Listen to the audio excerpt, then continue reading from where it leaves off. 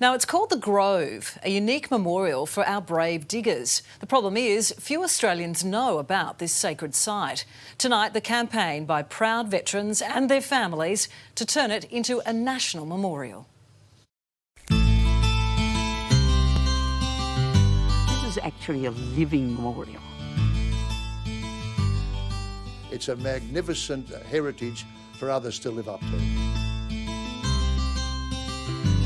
This is the place that we'd like to see as our national memorial.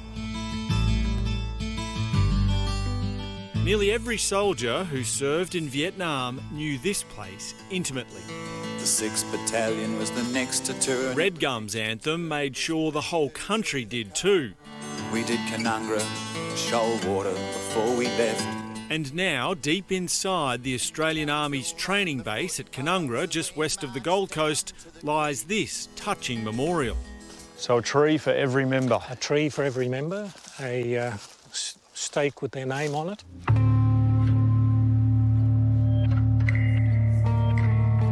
Kerry Gallagher is the national president of the Australian Army Training Team Vietnam, the first unit in and the last unit out of Australia's decade-long involvement in the war. Today he's showing us the memorial created by the surviving members of his unit they simply call The Grove. The training team was quite unique in the way it operated, the way it was deployed throughout Vietnam. But this is the solid home where we were together for some time in Australia. The AATTV was an elite unit made up of Australia's best soldiers who were sent abroad to train the South Vietnamese army. They often deployed on their own or in pairs, leading their newly trained teams directly into battle with the Viet Cong.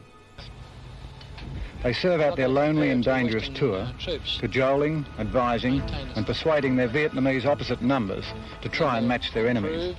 Only 1,000 soldiers ever served in this unit. Among them are 4 Victoria Cross recipients, including Keith Payne, our oldest surviving member of that extraordinary club. Sir Peter Cosgrove, who also fought in Vietnam, remembers these heroes particularly well. AATTV, that's a name that still resonates in the Australian Army, and they fought alongside people in some of the most vicious actions of the war. The VC recipients have avenues named after them in the Grove, but every member of the unit has a tree planted in their honour. A flag attached means they've since passed. It's a unique place, it's beautiful, it's quiet. It's just spiritual, I think. Val Rooney is here to honour her husband Bob. He died 26 years ago, but had been a strong supporter of the Grove and has his own tree that now gives Val comfort. What is it about the trees that means so much to you? I don't know. Words can't explain it. Sorry. The families come up here, they simply sit, possibly at the tree, but just within the Grove, and they find a peace here that perhaps they're not able to capture anywhere else. Kerry Gallagher finds peace here too. This row honours the 33 AATTV members killed in action. People like Kevin Conway, whose remains were only returned to Australian soil 4 years ago through Operation Reunite, a story we highlighted on A Current Affair. What does it mean for you that people like Kevin Conway are now finally back on Australian soil? This is their home.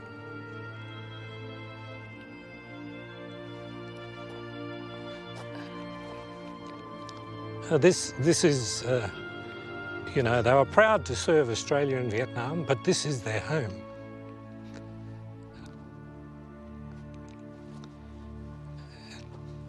And this is where they should be. The problem with this remarkable place is that it's inside an active military base, meaning anyone wanting to visit needs an escort, a process that can make honouring fallen loved ones difficult.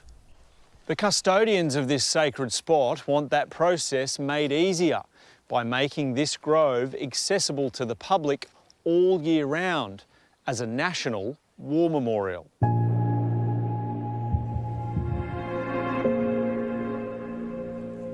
Kerry Gallagher says getting access that still keeps the military base secure will be difficult, but not impossible. There is the possibility of access of a major road that goes along the perimeter of the camp, and I think with fences and gates it could be made publicly accessible. Australia's war memorials are generally in Canberra, adding an additional hurdle to overcome. They're structures. This is not a structure. This is a living memorial. The others are stone. They'll need to convince the Department of Defence, Veterans Affairs and Treasury that it's worth doing, but they do have a former Governor-General in their corner. Nothing's beyond them. And I point out that the Prisoner of War Memorial, that is the national memorial, is in Ballarat, and obviously that's not Canberra. So I say to the AATTV, keep your chins up and keep going for it. What would you say to the people who could make this idea happen? Just do it and don't procrastinate. Just do it. But we'd like to share the feeling that you get when you come here. And I think that you would be both a solitary and a hard person not to feel something special when you just walked up the road, walked through the row of memories, walked up through the groves. I think it should be part of Australia's history. It's a very special place. It is a very special place. God help me, I was only 19. It is a special place, but it does sound like they'll have a battle on their hands. The Defence Department told us it doesn't consider it appropriate for both security and safety reasons, and you can read the full statement on our website.